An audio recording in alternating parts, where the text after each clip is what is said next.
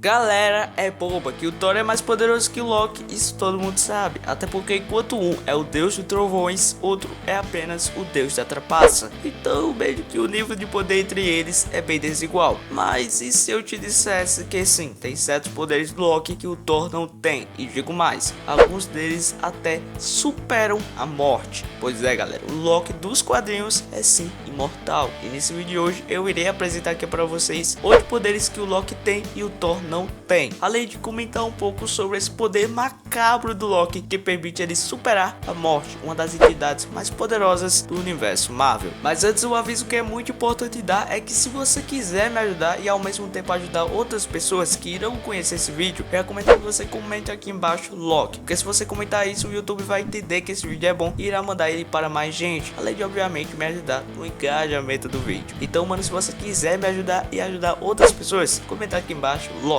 É rápido, simples, e se você comentar isso, já vai estar ajudando esse projeto que eu estou filmando com vocês a continuar cada vez mais forte. Bem galera, antes do vídeo começar, se você é novo ou nova aqui do canal, mano, já se inscreve, porque agora às 2h30 eu estou voltando a postar vídeo toda segunda, quarta e sexta-feira com muito conteúdo de anime, séries, filmes, HQs e por aí vai. Além disso, mano, se você já se inscreveu, com certeza você deve ter o tempo para deixar aquele like e comentar aqui embaixo a sua ideia de vídeo. Quem sabe seu vídeo seja o próximo. Dito isso galera, vamos ao vídeo!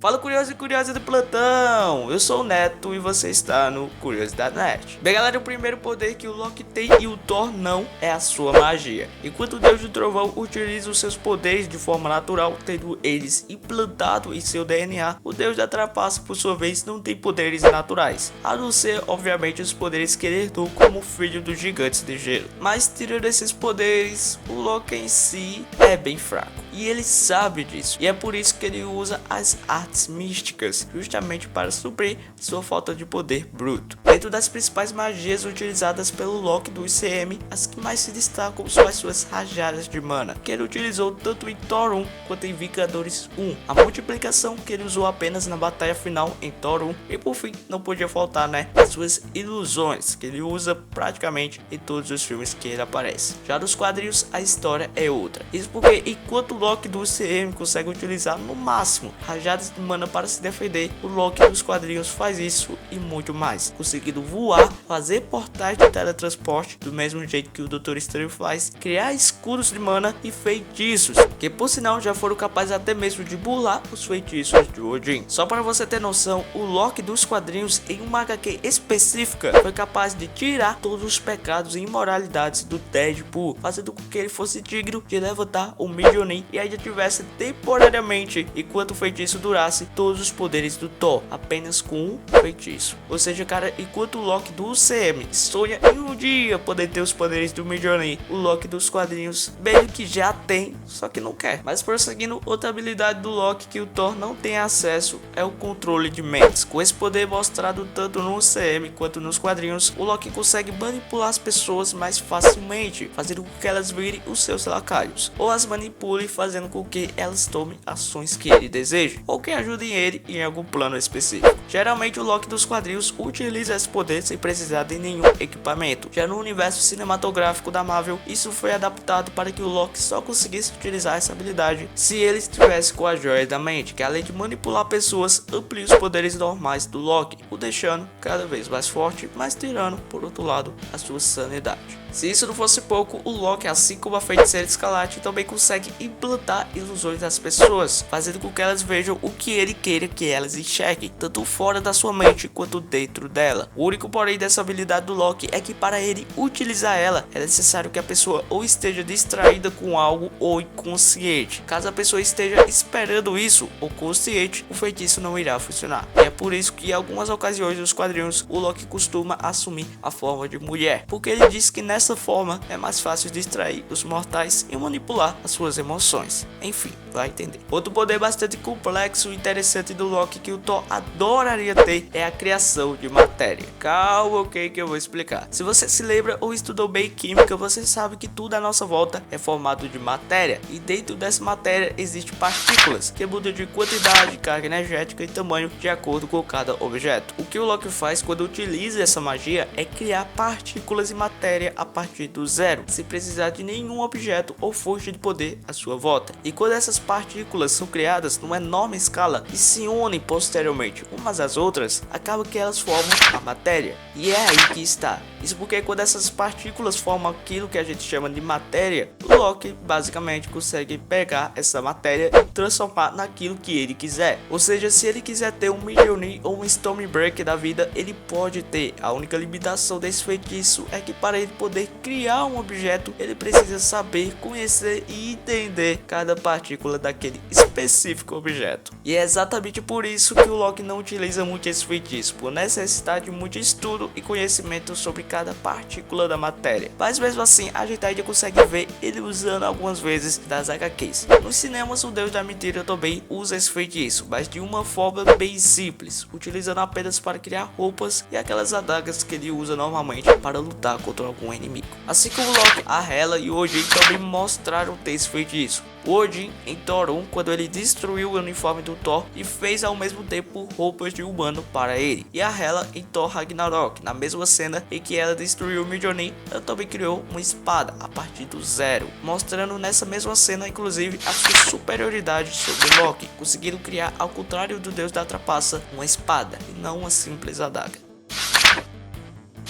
Continuando com a nossa lista, o quarto poder do Loki que o Thor não tem é a manipulação da matéria. Esse poder, por sua vez, é quase a mesma coisa que o poder do tópico anterior. A única diferença desse feitiço para o outro é que enquanto um cria objetos do zero, outro, que é esse, manipula a matéria e muda ela de forma como o usuário quiser. Com essa magia, o Loki literalmente consegue transformar objetos em outra coisa sem precisar de muito esforço. Mas mesmo esse feitiço sendo mais simples que o anterior, ele também tem algumas limitações.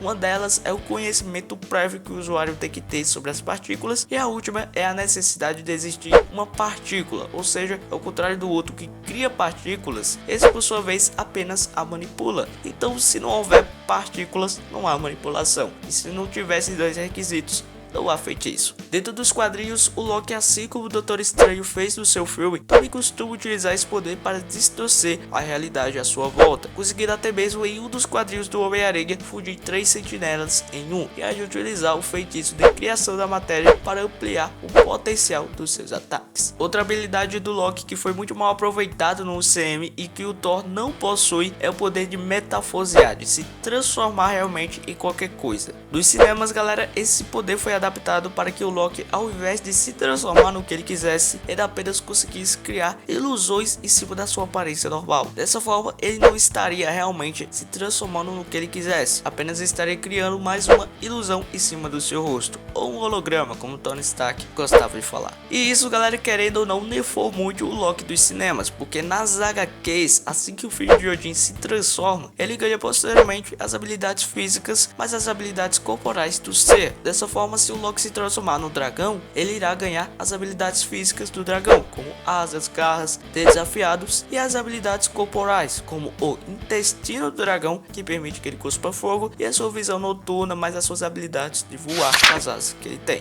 Dessa forma, assim que o Loki se transforma em alguém, ele não ganha os poderes da pessoa, apenas as habilidades físicas e corporais. E isto, se você não percebeu, também foi mostrado no UCM, naquela cena em Vingadores Guerra Infinita que o Doutor Estranho transforma o ataque do Thanos em borboletas, do mesmo jeito que o Loki faz nos quadrinhos. E só para vocês não dizerem que eu tô inventando tudo isso, na mesma cena que eu acabei de citar, também é mostrado as borboletas voando, da mesma forma que o Loki faz nas HQs. A rajada de energia do Thanos também fez, ganhando no processo as habilidades físicas e corporais da borboleta. Por fim, o único limite dessa magia do Loki é que ele não consegue ganhar, enquanto se transforma, os poderes da pessoa e nem o seu conhecimento, apenas o corpo e a sua aparência. Mas querendo ou não, galera, entre poderes corporais e só ganhar aparência como é no CM, eu fico mais com poderes corporais, até porque é um poder bem overpower. Por exemplo, se o Loki se transformar no Hulk, ele não ganha os poderes do Hulk, mas pode ganhar a massa corporal do Hulk, ou seja, todos aqueles músculos, e isso é sim muito overpower. Mas o poder do Loki que dessa vez nenhum deus ou mortal poderia ter é a imortalidade. Pois é, meus amigos, o Loki das HQs é sim imortal. Mas antes, para que vocês possam entender tudo sobre essa questão de imortal e imortal, é necessário vocês saberem algumas coisas antes. O primeiro ponto que é muito bom ressaltar é que no universo Marvel existe uma entidade chamada Morte, e é essa entidade, assim como o nome dá a dizer, que gerencia toda a vida morta no universo. É ela que decide quem renasce, quem continua morto e por aí vai. A única coisa que a morte não controla é a vida, que é o completo oposto da morte. Dentro do universo Marvel existem dois tipos de raça, e cada raça é dividida bem resumidamente em deuses imortais. Dentro de todas essas raças, a morte decidiu criar para cada diferente reino no universo a sua dimensão demoníaca, onde em cada dimensão ficaria um líder, comandante, que gerenciaria e julgaria todas as almas, dizendo que é bom e que é ruim. As pessoas boas vão para a dimensão pura, que é onde fica a entidade chamada Eternidade, que é a referência ao Deus cristão. E as pessoas de péssimo coração, após serem julgadas pelos seus respectivos reinos demoníacos, vão para a dimensão negra, se assim podemos dizer, onde elas são levadas à morte, que possivelmente as tortura ou as usa para algum fim lucrativo.